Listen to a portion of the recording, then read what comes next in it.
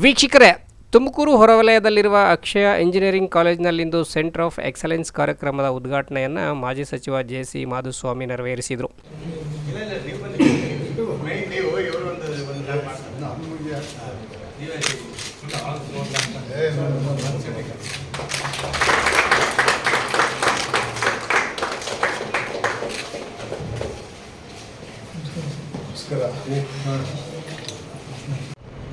Congratulations on all this.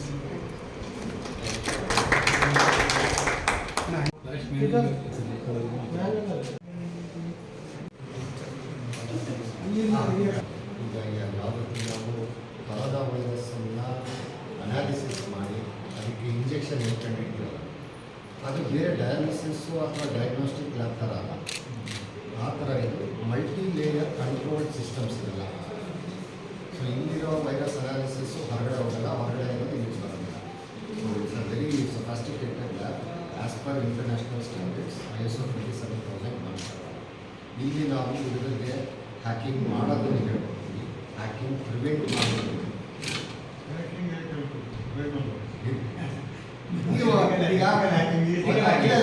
ಈಗ shoot ಮಾಡೋದು ಹೇಳ್ಕೊಡ್ಬೇಡ, ಅದು ಕ್ರೈಮ್ ಅಂತ ಹೇಳ್ತೀರ. ಆದರೆ ಪೊಲೀಸವರು ಕಲಿತಾರಲ್ಲ, ನಾವು ತಡೆಯೋದೇ ಅಲ್ಲ, ಬೇಕಾದರೆ ಹೋಗಿ ಹೊಡಿತೀವಿ. So it is as per certain guidelines.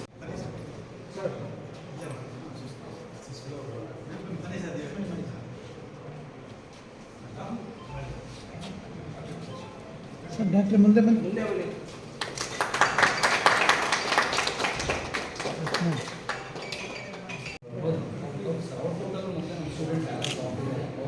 ಕಾಲಾಕ್ಷಿ ಅವರೇ ಇಂತ ಬನ್ನಿ ಡಾಕ್ಟರ್.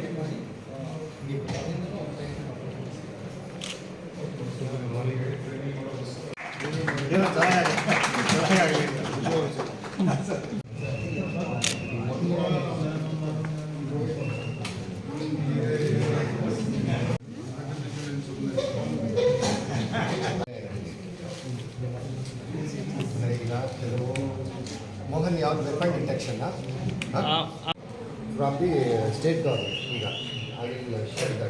ಈ ಕಾರ್ಯಕ್ರಮದ ಉದ್ದೇಶ ಕಾಲೇಜಿನಲ್ಲಿ ವಿದ್ಯಾರ್ಥಿಗಳಿಗೆ ಹೊಸ ಟೆಕ್ನಾಲಜಿಗೆ ಸಂಬಂಧಿಸಿದ ಶಿಕ್ಷಣಕ್ಕೆ ಪೂರಕವಾದ ವಾತಾವರಣ ಸೃಷ್ಟಿಸುವುದು, ಸ್ಪರ್ಧಾತ್ಮಕ ಜಗತ್ತಿಗೆ ತಕ್ಕಂತೆ ಹೊಸ ಹೊಸ ಆವಿಷ್ಕಾರಗಳನ್ನು ಮಾಡಲು ವಿದ್ಯಾರ್ಥಿಗಳಿಗೆ ಅವಕಾಶ ಕಲ್ಪಿಸುವುದು ಶಾಲಾ ಆಡಳಿತ ಮಂಡಳಿಯ ಉದ್ದೇಶವಾಗಿದೆ. ಈ ಥರದ್ದಿದೆ, ದೂರದಿಂದಲೇ ಹೇಳ್ಬೋದು. ಇಲ್ಲೇನಾಗ್ತದೆ, ಒಂದು ಕ್ಯಾಮ್ರಾಗ ನಾವು ಇದು ಮಾಡಿ ಈ ರೀತಿ ಈ CCTV ಕ್ಯಾಮರಾಗೆ ಇದನ್ನು ಇನ್ಕಾರ್ಪೊರೇಟ್ ಮಾಡಿ. ಸೊ ಪಬ್ಲಿಕ್ ಪ್ಲೇಸಸ್ ಆಗಿರ್ಬೋದು, ಕೆಲವು ಕ್ಲೋಸ್ಡ್ ಎನ್ಹಾನ್ಸ್ ಆಗುತ್ತೆ. ಎರಡನೇದು ಪ್ಲೇಸ್ಮೆಂಟ್ ಇಂಪ್ರೂವ್ ಆಗುತ್ತೆ. ಮೂರನೇದು ದೇ ಆರ್ ಇಂಡಸ್ಟ್ರಿ ರೆಡಿ. ಇಲ್ಲಿಂದ ಕಲ್ತ್ಕೊಂಡೋಗಿ ಇಂಡಸ್ಟ್ರೀಲಿ ಆರಾಮಾಗಿ ಕೆಲಸ ಮಾಡ್ತೀವಿ. From the scratch we have a core team. Dr. Mohan is having a PhD in computer vision, that is core AI. So we will be teaching the students in a way that they can easily digest. ಇಂಥದ್ದು ಹಲವಾರು ಇದಿದೆ. ಈಗ ಮೊನ್ನೆ police ಡಿಪಾರ್ಟ್ಮೆಂಟ್ಗೂ ಈಗೇನಾಗ್ತಾರೆ, ಎಲ್ಲದಕ್ಕೂ AI ಬರ್ತಾ ಇದೆ. ಆ AIಯನ್ನೇ ತಿರ್ಚಿಬಿಟ್ರೆ ಈಗ ಗಾಡಿ ಸೇಫ್ಟಿ ನಾವು ಡಿಫೆನ್ಸ್ ಇಸ್ ಯೂಸಿಂಗ್. ಡಿಫೆನ್ಸ್ ಅವ್ರು ಏನು ಮಾಡ್ತಾರೆ, ಗನ್ನು ಮತ್ತು ಹ್ಯೂಮನ್ ಪೋಸ್ಚರ್ ಯೂಸ್ ಮಾಡಿಕೊಂಡು ಆಟೋಮೆಟಿಕ್ ಆಗಿ ಆ ಥರ ಅಟ್ಯಾಕ್ಗಳು, ಹೊಸ AI ಅಟ್ಯಾಕ್ಸ್ ಬರ್ತಾರೆ. ಅದನ್ನು ತಡೆಗಟ್ಟೋದು ಇಲ್ಲಿ ಹೇಳ್ತೀವಿ. ಅಟ್ಯಾಕ್ ಮಾಡೋದು ಹೇಳ್ಕೊಡ್ತೀವಿ, ತಡೆಗಟ್ಟೋದು ಹೇಳ್ತೀವಿ. ಸೊ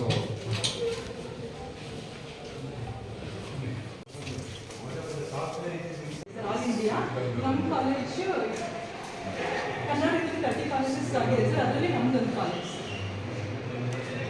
ಕರ್ನಾಟಕದಲ್ಲಿ 30 ಕಾಲೇಜಸ್ ಆಗಿದೆ. ಆಲ್ ಓವರ್ ಇಂಡಿಯಾ 286 ಕಾಲೇಜಸ್ ಆಗಿದೆ.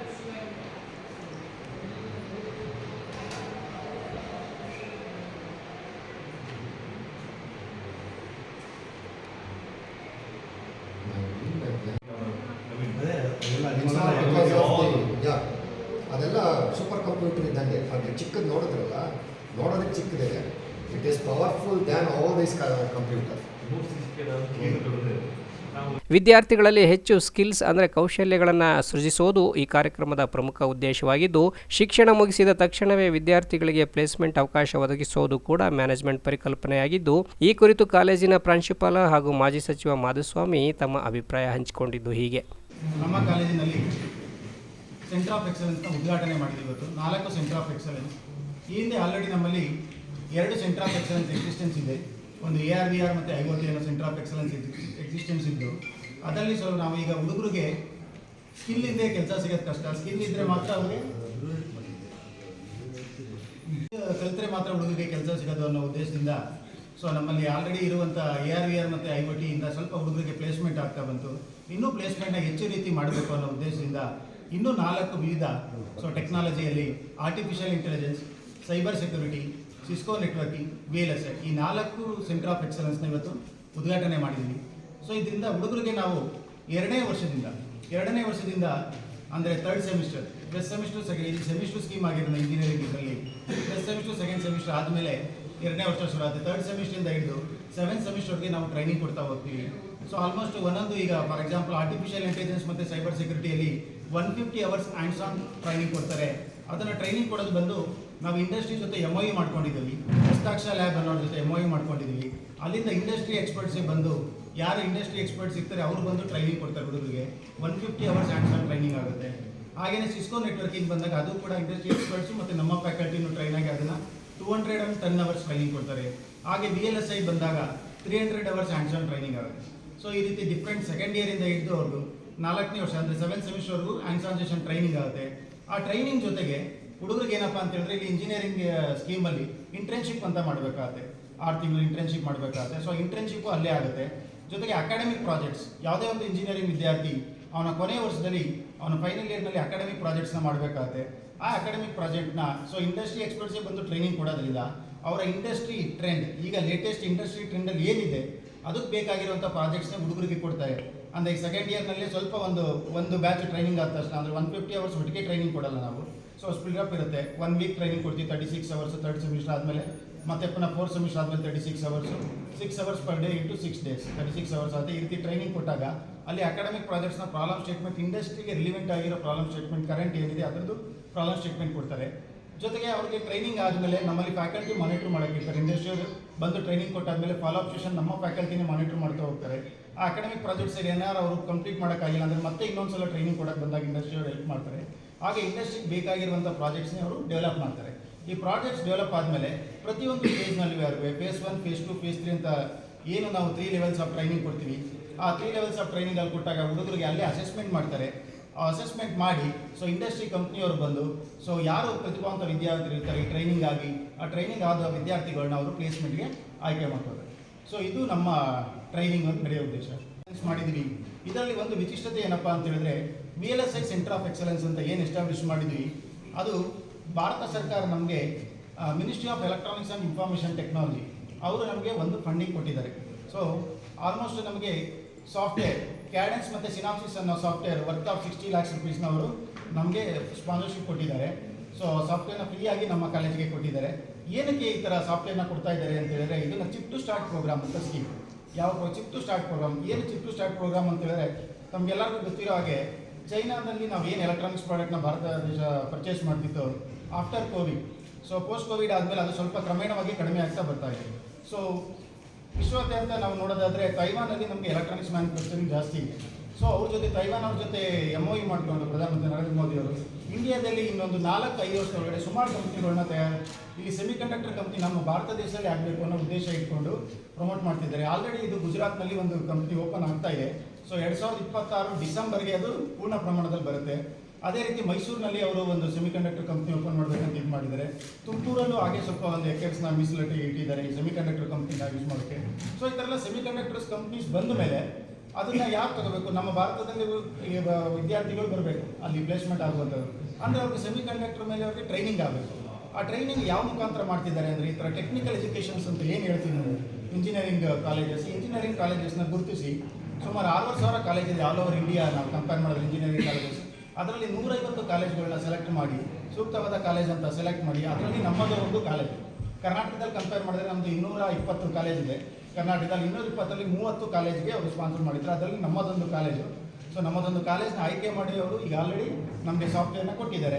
ನನಗೆ ಬಂಧು ಮತ್ತು ಸ್ನೇಹಿತರು, ಹಾಗಾಗಿ ಇವತ್ತು ಈ ಲ್ಯಾಬ್ಗಳೇನಿದೆ ಇನ್ಸ್ಟಿಟ್ಯೂಟ್ ಆಫ್ ಎಕ್ಸಲೆನ್ಸಲ್ಲಿ ಇನಾಗ್ರೇಷನ್ ಬಂದು ಅಂದಾಗ ನಾನು ಹೇಳಿದೆ ನನ್ನ ಕರೀತಿದ್ದೀನಿ ನನಗೆ ಇದಕ್ಕೇನು ಸಂಬಂಧ ಅಂತ. ಆದರೂ ಅವರು ವಿಮಾನವಾಗಿ ಕರೆದಕ್ಕೆ ಬಂದಿದ್ದೀನಿ. ನಾನು ಇವರಿಗೆ ಇವ್ರ ಜೊತೆ ಓಡಾಡಿ ಅರ್ಥ ಮಾಡ್ಕೊಂಡಿದ್ದು, ಇದು smoothens the program of make in India. ಮೋದಿಯವ್ರದ್ದು ಏನು ಮೇಕ್ ಇನ್ ಇಂಡಿಯಾ ಕಾರ್ಯಕ್ರಮ ಇದೆ, ಎಲ್ಲ ಹಂತದಲ್ಲೂ ನಾವು ಡೆವಲಪ್ ಮಾಡಬೇಕು ಸ್ಕಿಲ್ಲನ್ನು. ಬೈ ದಟ್ ನಮ್ಮ ಯೂತ್ಸ್ ಎಲ್ಲ ಅಣಿಯಾಗಿಬಿಟ್ಟು ಬರಬೇಕು ಒಂದೇ ಸಲ ಅಂತ ಅವ್ರು ಹೇಳಿದ್ರ ಮೇರೆಗೆ ನಾನು ಹೇಳ್ತೀನಿ, ಬಹುಶಃ ಇಲ್ಲಿ ಮೆರಿಟ್ ಹುಡುಗನ ತೊಗೊಂಡು ಹೋಗೋದು, ಅವ್ರನ್ನ ಅಲ್ಲಿ ಟ್ರೈನ್ ಮಾಡ್ಕೊಳೋದು, ಅದಕ್ಕೊಂದು ದೊಡ್ಡ ಸರ್ಕಸ್ ಮಾಡೋದ್ರ ಬದಲು ವೈ ಲರ್ನಿಂಗ್ ಇಂಜಿನಿಯರಿಂಗ್ ಇದನ್ನು ಕಲ್ತ್ಕೊಂಡು ಹೋಗಲಿಕ್ಕೆ ಭಾಳ ಒತ್ತು ಇಲ್ಲಿ ಸಿಗ್ತಾ ಇದೆ. ಎಕ್ಸಲೆನ್ಸ್ ಇನ್ಸ್ಟಿಟ್ಯೂಟ್ ಆಫ್ ಎಕ್ಸಲೆನ್ಸ್ ಅಥವಾ ಲ್ಯಾಬ್ಸಲ್ಲಿ ಅಂತೇಳಿ ನಾನು ಭಾವಿಸ್ಕೊಂಡಿದ್ದೀನಿ, ನನ್ನ ಲಿಟ್ಲ್ ಅಂಡರ್ಸ್ಟ್ಯಾಂಡಿಂಗ್ ಆಫ್ ಮೀ. ಆಗ ಹೋಗಿ 4 ತಿಂಗಳು ವರ್ಷ ಟ್ರೈನ್ ಮಾಡೋದ್ರ ಬದಲು ಒಂದು ಇಲ್ಲೇ ಕಚ್ಚಾ ಪದಾರ್ಥನ ಮೋಲ್ಡ್ ಮಾಡ್ಕೊಂಡು ತೊಗೊಂಡು ಹೋಗೋದ್ರಿಂದ ಅನುಕೂಲ. ಅದರಿಂದ ಏನಾಗುತ್ತೆ, ಕ್ಯಾಂಪಸ್ ರಿಕ್ರೂಟ್ಮೆಂಟ್ಗೆ ಪ್ಲೇಸ್ಮೆಂಟ್ಗೆ ಅವ್ರಿಗೆ ಈಸಿ ಆಗುತ್ತೆ. ಹುಡುಗರು ಮಾರ್ಕ್ಸ್ ತೊಗೊಂಡು ಹೋಗೋದು, ಅವ್ರನ್ನ ಟ್ರೈನ್ ಮಾಡೋದೇ ಇತ್ತು. ಇವರಿಗೆ ಆಲ್ರೆಡಿ ರೆಡಿ ಪ್ರಾಡಕ್ಟ್ ಅವ್ರಿಗೆ ಸಿಗ್ಲಿಕ್ಕೆ ಅನುಕೂಲ ಆಗುತ್ತೆ. ಎರಡನೇದು, ಆ್ಯಸ್ ಎ ಪಬ್ಲಿಕ್ ಪರ್ಸನ್ ನನಗೆ ಒಂದು ಸಂತೋಷ ಏನಂದರೆ, ಈ ಇಂದ ಕ್ರೈಮ್ ಇನ್ವೆಸ್ಟಿಗೇಷನ್ ಬಹಳ ಹೆಲ್ಪ್ ಆಗುತ್ತೆ. ಭಾಳ ಈಗ ಅವ್ರನ್ನ ತೋರಿಸ್ತಾ ಬಂದು ಡ್ರೈವರ್ ಏನು ಮಾಡ್ತಿದ್ದಾರೆ ನೋಡ್ಬೋದು, ಕೊಲೆಗಾರ ಏನು ಮಾಡ್ತಾ ನೋಡ್ಬೋದು, ವೆಪನ್ಸ್ ಯಾರು ತಂದರೂ ನೋಡ್ಬೋದು, ವೆಪನ್ಸ್ ಹೆಂಗೆ ಬದಲು ಮಾಡ್ತಾರೆ ನೋಡ್ಬೋದು, ಹ್ಯಾಕಿಂಗ್ ಹೆಂಗೆ ಮಾಡ್ಬೋದು, ಹ್ಯಾಕಿಂಗ್ ಹೆಂಗೆ ಪ್ರಿವೆಂಟ್ ಮಾಡ್ಬೋದು. ಇದೆಲ್ಲ ನಮ್ಮ ಪೊಲೀಸಿಂಗ್ ನಾನು ಅವ್ರಿಗೆಲ್ಲ ಕೇಳಿದೆ. So you are helping policing of the government. Policing ಏನಿದೆ ಬಹಳ ಸುಲಭ ಆಗುತ್ತೆ. ಎಲ್ಲ ಕಡೆ ಈಗ ಬರೀ ನಾವು CCTV ಕ್ಯಾಮ್ರಾನಲ್ಲಿ ಫುಟೇಜ್ ಕೊಡಿ ಅಂತೀವಿ. ಅದೊಂದು ವಾರದ್ದು 15 ದಿವಸದ ಫೋಟೇಜ್ ತಗೊಡ್ತಾನೆ. ಸುಮಾರೆಲ್ಲ ನಾವು ಕೇಳೋಷ್ಟೊತ್ತಿಗೆ ಸಾಕ್ಷ್ಯ ನಾಶನೇ ಆಗೋಗ್ಬಿಟ್ಟಿರುತ್ತೆ. ಆ ಫುಟೇಜು ಅಬ್ಸಲ್ಯೂಟಾಗಿ ಬರ್ತಾ ಇಲ್ಲ. ಇದು ಡೈರೆಕ್ಟ್ಲಿ ರಿಲೇ ಆಗೋದ್ರಿಂದ, ಏನಲ್ಲಿ ಏನು ಫುಟೇಜ್ ಬರುತ್ತೆ ಈ directly relates to the concern police station ಆಗೋದ್ರಿಂದ, ಅಥಾರಿಟಿಗೆ ಹೋಗೋದ್ರಿಂದ ಅಲ್ಲಿ ಏಕದಮ್ ಎವಿಡೆನ್ಸನ್ನು ನಾವು ತಗೊಳ್ಳಿಕ್ಕೆ ಅನುಕೂಲ ಆಗುತ್ತೆ. ಕ್ರೈಮ್ಗಳನ್ನ ಏನಾದರೂ ಕಂಟ್ರೋಲ್ ಮಾಡಲಿಕ್ಕೆ ಇನ್ವೆಸ್ಟಿಗೇಷನ್ ಕೂಡ ಈ ಎಕ್ಸಲೆನ್ಸಿಂದ ನಮಗೆ ಭಾಳ ಸಹಾಯ ಆಗುತ್ತೆ.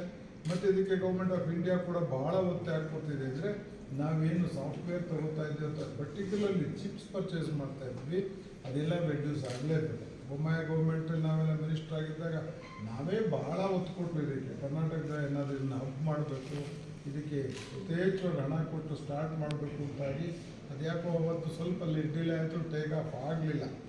ಈಗಲೂ ಸಿದ್ದರಾಮಯ್ಯನವ್ರ ಗೌರ್ಮೆಂಟು ಆ ಕಡೆ ಒತ್ತು ಕೊಟ್ಟು ಮೈಸೂರು ಸೆಂಟ್ರ್ ಮಾಡೋಕ್ಕೆ ಕೊಟ್ಟಿರೋದು ಒಳ್ಳೆಯದು ಅಂತ ಹೇಳ್ತಾ, ಎಲ್ಲರೂ ಒಂದು ಕಡೆ ನಾವು ಅಡ್ವಾನ್ಸ್ ಆಗ್ತಾ ಹೋಗ್ಬೇಕಾಗುತ್ತೆ. ಕಾಲ, ವಿಜ್ಞಾನ, ತಂತ್ರಜ್ಞಾನ ಫಾಸ್ಟಾಗಿ ಮೂವ್ ಆಗ್ತಾ ಇರುತ್ತೆ. ಅದಕ್ಕೆ ತಕ್ಕನಾಗಿ ನಾವು ಮೂವ್ ಆದರೆ ಬದುಕೋತೀವಿ, ಸರ್ವೈವ್ ಆಗ್ತೀವಿ. ಇಲ್ಲಾಂದರೆ ಹಿಂದೆ ಬಿದ್ದು ಹೋಗ್ತಾ ಇರ್ತೀವಿ. ನೆನೆ ಇದ್ದಿದ್ದು ಇವತ್ತಿಗೇನು ಅಲ್ಲ, ಇವತ್ತಿರೋದು ನಾಳೆಗೇನು ಅಲ್ಲ ಅನ್ನೋ ಟೆಕ್ನಾಲಜಿ ಇರೋಂಥ ಕಾಲದಲ್ಲಿ ನಾವು ಬದುಕಿದ್ದೀವಿ.